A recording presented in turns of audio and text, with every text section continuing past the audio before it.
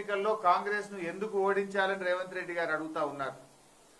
December 9 నాడు 2 లక్షల రుణమాఫీ చేస్తానని నమ్మబలికి ఆశ చెప్పి మాట దప్పినందుకు కాంగ్రెస్ పార్టీని ఓడించాలి. రైతు భరోసా కింద ఎకరానికి 15,000 ఇస్తానని ఎగ్గొట్టినందుకు కాంగ్రెస్ పార్టీని ఓడించాలి. రైతు కూలీలకు 12,000 ఆర్థిక సహాయం చేస్తానని చెప్పి ఒక్క పైసా ఇయ్యనందుకు కాంగ్రెస్ పార్టీని ఓడించాలి.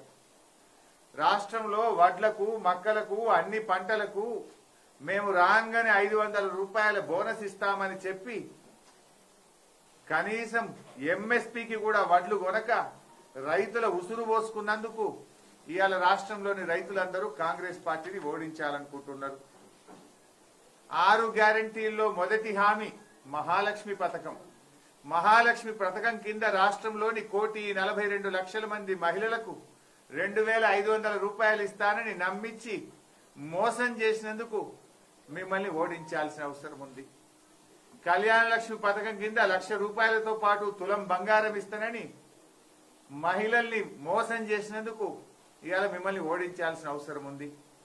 నిరుద్యోగ భృతి కింద 4,000 రూపాయలు ఇస్తామని ఎన్నికల ముందు ప్రియాంక గాంధీ గారితో చెప్పించి రేవంత్ రెడ్డి గారు చెప్పి మేనిఫెస్టోలో పెట్టి అసెంబ్లీలో మేము మాట ఇయ్యలేదని తప్పించుకుంటున్నందుకు మిమ్మల్ని ఓడించాలి. 2,000 పెన్షన్ను 4,000 రూపాయలకు పెంచుతామని అవ్వా తాతలను అక్కా చెల్లెలను ఊరించి ఓట్లేసుకొని అవ్వా తాతలకు ఎగనామం పెట్టి అక్కా చెల్లెలను మోసం చేసినందుకు ఇవాళ కాంగ్రెస్ పార్టీని ఓడించాలి. కరెంటు కోతలు మళ్లీ తెచ్చి రైతుల మోటార్లు గాలి అప్పుల పాలయ్యేందుకు కారణమైనందుకు కాంగ్రెస్ పార్టీని ఓడించాలి. పంటలెండుతున్నా సాగునీరు ఇవ్వలేక రైతుల ఉసురు పోసుకున్నందుకు పంటలు ఎండబెట్టినందుకు మిమ్మల్ని ఓడించాలి. మళ్లీ మంచినీళ్ల కష్టాలు తెచ్చి అక్క చెల్లెలను ఖాళీ బిందెలతో ఇవాళ నీళ్లు మోసుకురావడానికి కారణమై ఖమ్మంలో 2 రోజులకోసారి నల్లా, కరీంనగర్ లో దినం తప్పించి దినం నల్లా, జైరాబాద్ లో 2 రోజులకొకసారి నల్లా మంచినీళ్లు సరిగా ఇవ్వకుండా అక్క చెల్లెల ఉసురు పోసుకుంటున్నందుకు కాంగ్రెస్ పార్టీని ఓడించాలి. అకాల వర్షాలు పడి వడగళ్ల వానతో పంటలు నష్టపోయిన రైతులను నష్టపరిహారం ఇవ్వకుండా రైతులను నిర్లక్ష్యం చేసినందుకు కాంగ్రెస్ పార్టీని ఓడించాలి. తెలంగాణ ప్రజలను గాలి కొదిలేసి ఢిల్లీకి చక్కర్లు కొడుతున్న మీ నిర్వాకాన్ని చూసి మిమ్మల్ని ఓడించాలనుకుంటున్నారు. ప్రభుత్వ ఉద్యోగులకు అధికారంలోకి రాగానే 3 డిఏలు ఇస్తామని మాట ఇచ్చి మేనిఫెస్టోలో పెట్టి ఉపాధ్యాయ ఉద్యోగులను మోసం చేసినందుకు మిమ్మల్ని ఓడించాలి. ఆర్టీసీ ఉద్యోగులను మేము రాగానే ప్రభుత్వంలో విలీనం చేస్తామని చెప్పి నాటి బీఆర్ఎస్ ప్రభుత్వం ఇచ్చిన జీవోను అమలు చేయకుండా ఆర్టీసీ కార్మికుల ఉసురు పోసుకుంటున్నందుకు మిమ్మల్ని ఓడించాలి. జిల్లాల సంఖ్య తగ్గిస్తామని చెప్పి కమిషన్ను ఏర్పాటు చేస్తా అని మా ఉన్న జిల్లాలను ఊడగొడుతా అని చెప్పినందుకు మిమ్మల్ని ఓడించాలి. ప్రభుత్వ దవాఖానాల్లో డెలివరీలు తగ్గినాయి, కేసీఆర్ కిట్లు బంద్ చేసి గర్భిణీ స్త్రీల ఉసురు పోసుకుంటున్నందుకు మిమ్మల్ని ఓడించాలి. రెసిడెన్షియల్ స్కూళ్లలో ప్రభుత్వ హాస్టళ్లలో దళిత పిల్లలు ఆత్మహత్య చేసుకుంటున్నారు. ప్రతిరోజు ఫుడ్ పాయిజన్ తో వాంతులు విరేచనాలతోని దవాఖాన్ల పాలైతున్నందుకు SC ST BC minority residential స్కూళ్లను నిర్లక్ష్యం చేసి పేద పిల్లల ఉసురు పోసుకుంటున్నందుకు మిమ్మల్ని ఓడించాలి.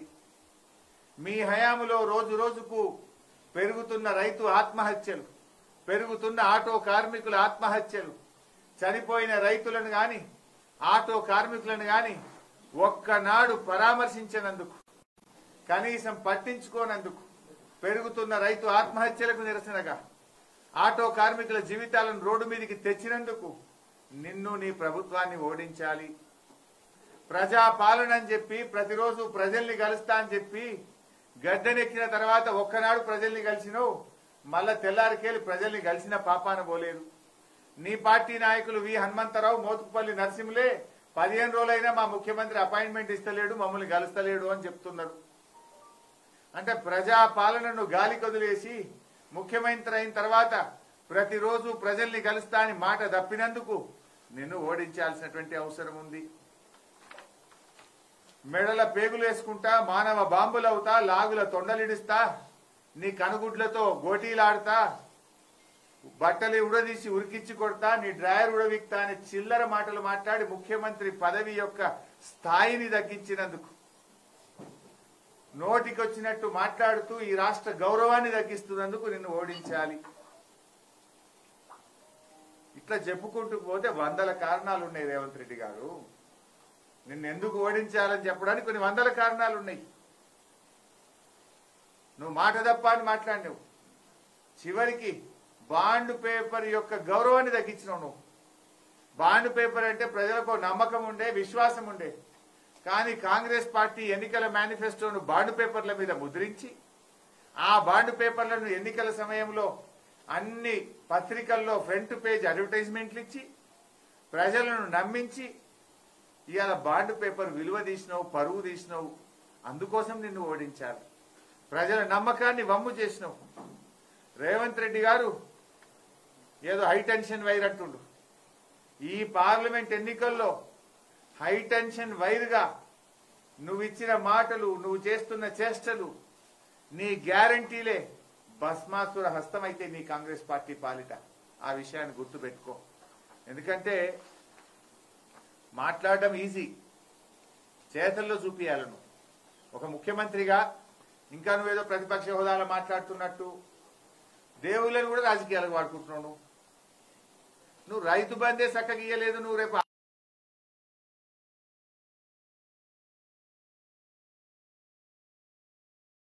ఆగస్టు 15 అబద్ధాల పునాదుల మీద నువ్వు అధికారంలోకి వచ్చినావు.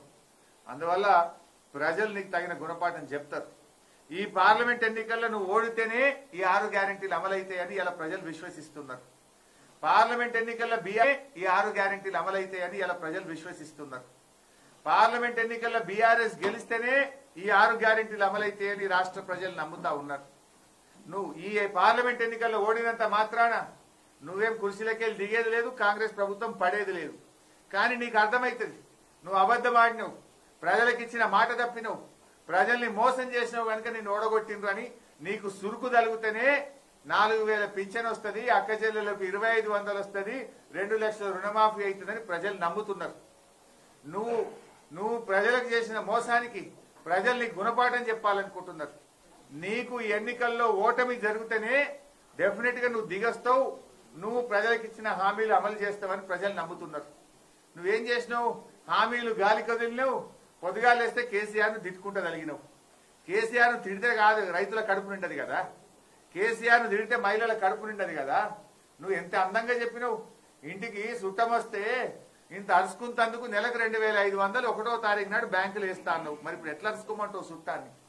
మన్మడొచ్చి నీ కాళ్ళు ఒత్తుతాడు అని అవ్వా తాతలకు అందంగా చెప్పినావు. ఇవాళ మన్మడు ఒత్తుతలేడు కాళ్ళు, నువ్వు 4,000 రాకపోయా. మరి జనవరి నెల ఇచ్చే 2,000 ఎగరగొట్టినావు కదా.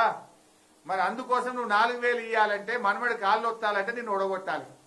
నిన్ను ఓడగొడితే గప్పుడు నువ్వు సోయికి వస్తావు, నువ్వు 4,000 ఇస్తావు, గప్పుడు మన్మడి కాళ్ళు ఒత్తుతాడని అవ్వతాతలు అనుకుంటున్నారు. నీ మాటలే నీకు రేపు ఈ పార్లమెంట్ ఎన్నికల్లో ఉరితాళ్లు కాబోతున్నాయనే విషయం గుర్తుపెట్టుకో. నువ్వు ఎంత కేసీఆర్ ను తిట్టినా, అరిచి గీ పెట్టినా, నువ్వు ఇంకెన్ని ఓట్లు పెట్టుకున్నా నిన్ను నమ్మరుగాక నమ్మరు. ఎందుకంటే కొడంగల్లో ఓడిపోతే రాజకీయ సన్యాసం తీసుకుంటా అన్నావు, తీసుకోలే. నువ్వు మాట తప్పినవు. డిసెంబర్ 9 నాడు రుణమాఫీ చేస్తా అన్నావు, మాట తప్పినవు. ప్రమాణ స్వీకారం రోజే 6 గ్యారెంటీల మీద తొలి సంతకం పెడతా అన్నావు, మాట తప్పినవు. అసెంబ్లీలో 6 గ్యారెంటీల మీద చట్టబద్ధత తెస్తా అన్నావు, మాట తప్పినవు. ముఖ్యమంత్రి అయినాక రోజు ప్రజల్ని కలుస్తా అన్నావు, మాట తప్పినవు. మాట తప్పడం నీ నైజం. నువ్వు ఎంతమంది దేవుళ్ల మీద ఒట్లు పెట్టినా, నువ్వు కేసీఆర్ ను ఎంత తిట్టినా మా రైతుల కడుపు నిండదు, మా మహిళల కడుపు నిండదు, అవ్వా తాతల కడుపు నిండదు. ఆ అవ్వా తాతలను, మహిళలను, రైతులను నువ్వు చేసిన మోసానికి నీకు ఉసురు తప్పదు. నువ్వు ఎవరిని ఇచ్చిపెట్టినావు?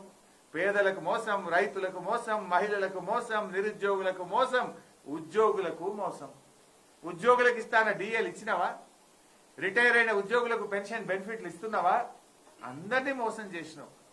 తప్పకుండా ప్రాయచిత్తం తప్పదు, నీకు గుణపాఠం తప్పదు. ఎందుకు ఓడించాలని నన్ను అడిగినావు గనుక నేను ఆ కారణాలు చెప్పిన ఈరోజు. Thank you.